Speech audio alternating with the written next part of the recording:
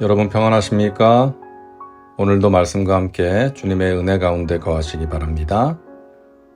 오늘 말씀은 호세아 5장입니다. 오늘 본문 호세아 5장은 이스라엘 지도자들에 대한 비난으로 시작합니다. 제사장들아, 이를 들으라. 이스라엘 족속들아, 깨달으라. 왕족들아, 귀를 기울이라. 너희에게 심판이 있나니 너희가 미스바에 대하여 올무가 되며 다볼 위에 친 그물이 됨이라. 세 개의 명령어가 나오죠. 들으라, 깨달으라, 귀를 기울이라. 귀를 기울여 잘 듣고 깨달으라는 것입니다.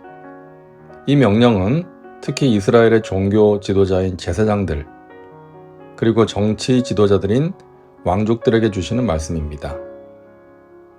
그들이 미스바에 대하여 올무가 되며 다볼 위에 친 그물이 되었다고 말씀하시는데요. 미스바는 예루살렘에서 북쪽으로 약 10km 떨어진 곳으로 베델, 길갈과 함께 사무엘이 자주 방문했던 곳입니다. 금식을 선포하기도 했던 곳이죠. 하지만 나중에 이방 신전이 세워져 우상 숭배의 중심지가 되고 말았습니다. 다볼도 마찬가지입니다. 그러니까 이스라엘의 지도자들이 미스바에 대하여 올무가 되고 다볼 위에 친 그물이 되었다는 것은 사냥에 사용하던 도구를 비유로 해서 그들이 백성들을 우상 숭배에 빠지게 만들었음을 지적하시는 것입니다. 지도자들이 백성들을 바른 길로 인도하지 못하고 백성들을 속이고 잘못 지도하고 있음을 비난하시는 것입니다. 오늘날도 마찬가지죠. 지도자가 너무나 중요합니다. 나라든 교회든 기업이든 지도자가 어떤 사람이냐에 따라서 그 공동체의 운명이 달라지기 때문이죠.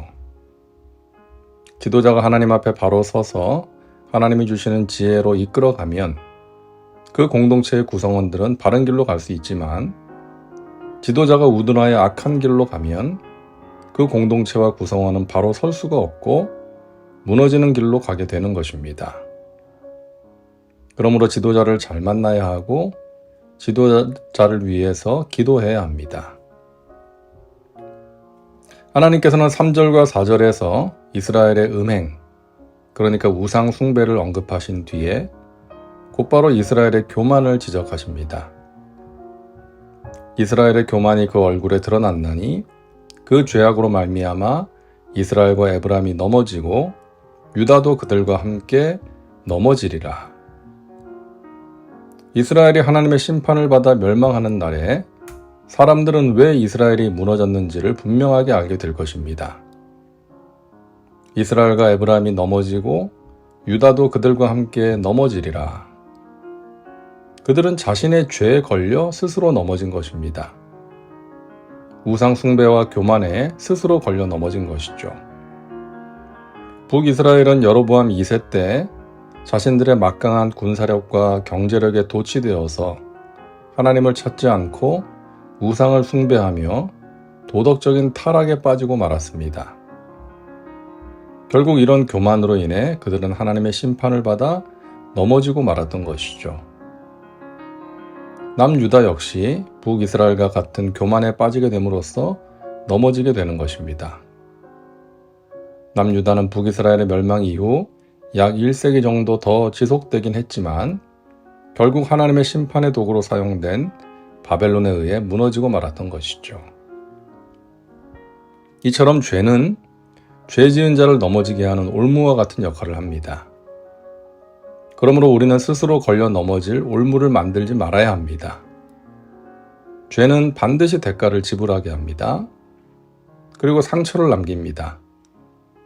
못은 빼도 자궁에 남는 것처럼 죄에는 반드시 상처와 후유증이 따르게 되는 것입니다. 그러므로 죄에 걸려 넘어지지 않도록 우리는 날마다 깨어 있어야 합니다. 하나님 앞에 서서 자신의 모습을 살필 수 있어야 하는 것입니다. 특히 교만을 경계해야 합니다. 교만은 우리도 모르는 사이에 우리 속으로 파고듭니다. 불 가운데에서 자라는 잡초와 같이 빠른 속도로 번식합니다. 그러므로 우리는 교만이 우리 안에 깊이 뿌리를 내리기 전에 뽑아버려야 합니다. 교만은 하나님을 바라보지 못하게 하고 하나님을 찾지 않게 만듭니다. 내가 하면서 자신을 높이고 드러내며 하나님을 의지하여 기도하지 않게 만듭니다. 치명적인 독을 가진 죄이기에 교만은 패망의 선봉이라고 말씀하시는 것이죠. 강준민 목사님의 성품 속에 담긴 축복의 법칙이라는 책에 나오는 내용입니다. 우리는 늘 겸손한 성품에 관심을 가져야 합니다. 왜냐하면 조금만 무관심하면 교만이라는 잡초가 자라기 때문입니다. 모든 잡초가 그러하듯 잡초는 좋은 씨앗들을 쉽게 해쳐버립니다. 겸손은 아주 피기 어려운 꽃이요, 아주 힘들게 맺는 열매와 같습니다. 그러므로 주의를 기울여 겸손이라는 성품을 가꾸어야 합니다. 자, 교만하던 사람이 언제 변화될까요? 그들이 그 죄를 뉘우치고 내 얼굴을 구하기까지 내가 내 곳으로 돌아가리라. 그들이 고난받을 때에 나를 간절히 구하리라. 교만한 사람이 고난을 통과하면서 깨어집니다. 고난받을 때에 하나님을 찾게 됩니다. 하나님의 은혜를 구하게 됩니다. 이스라엘과 유다는 교만하여 하나님의 심판을 받습니다.